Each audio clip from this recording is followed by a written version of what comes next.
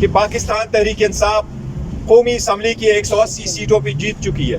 کل ہم نے 50 MNA کی لسٹ بھجوائی تھی الیکشن کمیشن. آج KPK کے MPAs, پنجاب کے MPAs اور باقی ماندہ MNAs کی لسٹ ہم الیکشن کمیشن کے سامنے جمع کروائیں گے. وہ سنی اتحاد کونسل کے بہاف سے ہوگی.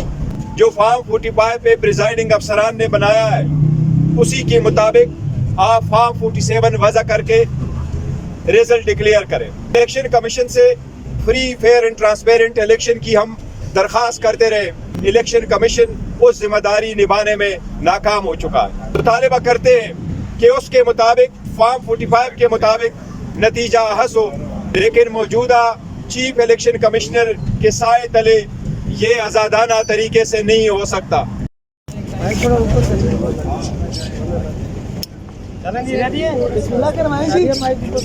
جب ریڈی ہو مجھے بتائیں. ریڈی ہے؟ بسم اللہ الرحمن الرحیم. آج خان صاحب کے ساتھ جیل میں ملاقات ہوئی ہے. الیکشن کے بعد کی صورتحال پہ گفتگو ہوئی ہے. انشاءاللہ تعالی جو پروسیس ہم کمپلیٹ کرنے جا رہے ہیں خان صاحب کو آج اس کے متعلق بریف کیا ہے. سنی اتحاد کونسل کے ساتھ جو ہمارا معاہدہ ہوا ہے اور ہمارے نمائندگان جو اس پارٹی کو جوائن کریں گے اور ریزرو سیٹ کے بارے میں جو اپلیکیشن ہم دینے جا رہے ہیں یہ ساری بات ڈسکس ہوئی ہے. انشاءاللہ تعالی کل ہم نے 50 MNA کی لسٹ بھجوائی تھی الیکشن کمیشن. آج KPK کے MPAs, پنجاب کے MPAs اور باقی ماندہ MNAs کی لسٹ ہم الیکشن کمیشن کے سامنے جمع کروائیں گے. وہ سنی اتحاد کونسل کے بہاف سے ہوگی اور اس کے ساتھ ہی ساتھ انشاءاللہ تعالی ہم پرسوں الیکشن کمیشن میں ریزرو سیٹ کے لوکیشن کے لیے درخواست دیں گے، چاہے وہ وومن کی سیٹ ہے چاہے وہ نان مسلم ہے. اور ہم امید کرتے ہیں کہ الیکشن کمیشن پاکستان تحریک انصاف کے سپورٹڈ آزاد نمائندگان جو اس پارٹی کو ریپرزینٹ کریں گے اس کے مطابق اس پارٹی کو اپنے اسٹرینتھ کے مطابق انشاءاللہ تعالی ریزرو سیٹیں دے گی. 2-3 چیزوں کا عرض کرنا بڑا ضروری ہے. ہم بارہا کہہ چکے ہیں کہ پاکستان تحریک انصاف قومی اسمبلی کی 180 سیٹوں پہ جیت چکی ہے اور ہم مطالبہ کرتے رہے ہیں کہ ریزلٹ جو فارم 45 پہ پریزائڈنگ افسران نے بنایا ہے اسی کے مطابق آپ فارم 47 وضع کر کے ریزلٹ ڈکلیئر کریں.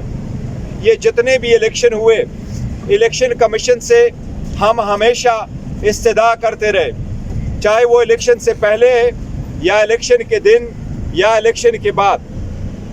الیکشن کمیشن سے free fair and transparent election کی ہم درخواست کرتے رہے، لیکن انفارچونیٹلی ہر step of the way election commission اس ذمہ داری نبھانے میں ناکام ہو چکا ہے. Election commission form 45 election commission کی ذمہ داری ہے. ریٹرننگ افسران، ڈسٹرکٹ ریٹرننگ افسران الیکشن کمیشن نے لگوائے. یہ ان کی ذمہ داری تھی کہ اس کے مطابق رزلٹ بنتا. اب چونکہ ہم مطالبہ کرتے ہیں کہ اس کے مطابق فارم 45 کے مطابق نتیجہ حاصل ہو، لیکن موجودہ چیف الیکشن کمشنر کے سائے تلے یہ آزادانہ طریقے سے نہیں ہو سکتا. چیف الیکشن کمشنر چونکہ متنازع ہو چکے، وہ free fair and transparent election کرانے میں ناکام ہو چکے. لہٰذا آج خان صاحب سے ملاقات کے بعد Pakistan Tehreek Insaf chief election commissioner سے باضابطہ طور پر استعفیٰ کا مطالبہ کرتی ہے. وہ ادارہ جو آئینی ذمہ داری نبھانے میں ناکام رہا ہے، اس کے سربراہ کا کوئی حق نہیں پہنچتا کہ وہ مزید ایک دن بھی اس عہدے پہ قائم رہ سکے. لہٰذا پاکستان تحریک انصاف مطالبہ کرتی ہے کہ چیف الیکشن کمشنر اپنے عہدے سے فی الفور ریزائن کرے، تاکہ جو بھی انکوائریز ہو رہی ہو वो इंक्वायरीज इम्पार्शियल हो और बग़ैर किसी इंटरफेरेंस के हो, और रिज़ल्ट जो मुतय्यन कराने हैं वो सही रिज़ल्ट उस मैंडेट के मुताबिक हो जो आवाम का मैंडेट है। उसके साथ ही साथ जो कमिश्नर रावलपिंडी ने स्टेटमेंट दी है उसके मुताबिक हम मुतालिबा करते हैं कि वो एक विसल ब्लोअर थे जिसने सबसे पहली खबर दी कि यहाँ धांधली किस किस्म की हुई है।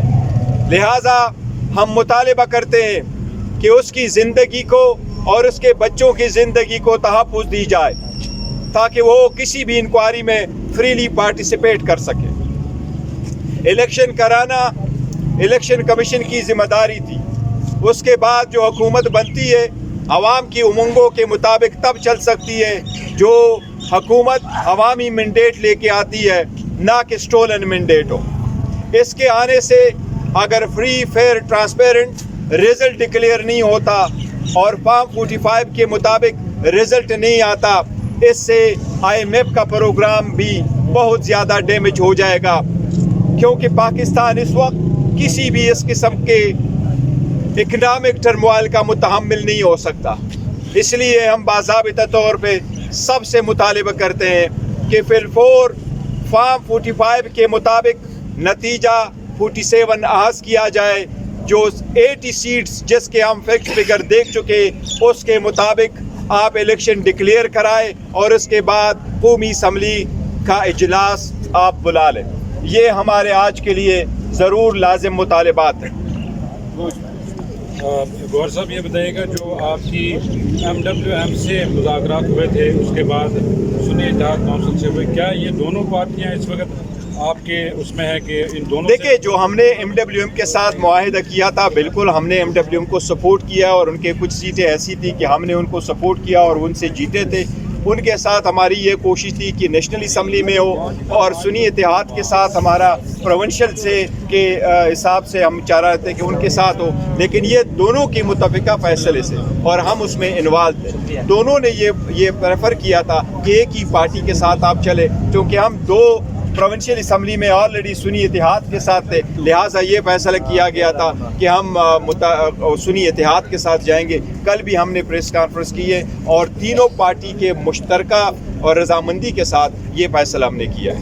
इलेक्शन कमीशन, जो इलेक्शन कमिश्नर से आप मुतालबा कर रहे हैं कि मुस्तफ़ी हो, क्या इस वक्त ये मुनासिब है कि वो मुस्तफ़ी हो और आपको जो आपके जो मुतालबात हैं वो पूरे हो सकें? मैं समझता हूँ कि ये बिल्कुल मुनासिब वक्त है चीफ इलेक्शन कमिश्नर के लिए कि वो अहदे से स्टेप डाउन हो। अगर इतनी बड़ी जिम्मेदारी वो ना निभा सका और उसके होते हुए मैंडेट पे डाका डाला गया, तो इससे और वक्त नहीं हो सकता कि हम मुतालिबा करें। लिहाजा आज खान साहब की हिदायत के रोशनी में पाकिस्तान तहरीक इंसाफ मुतालबा करती है इसके रिजिग्नेशन का और फिलफोर करती है। Thank you ji. बैरिस्टर साहब ये माइक्स भाई नीचे रख दें, भाई नीचे रख दें, भाई नीचे रख दें। 10-10 रुपए दे आप। मैं ला ले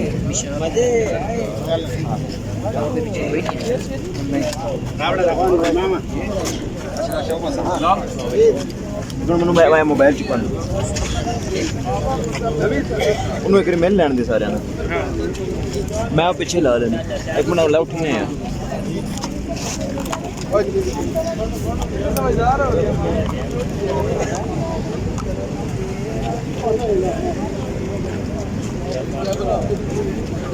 अच्छा हम ना दे मैं हूँ GNN प्लस हैं मोबाइल लगे रहन नहीं या लगे रहन कोई आते पकड़ेगा।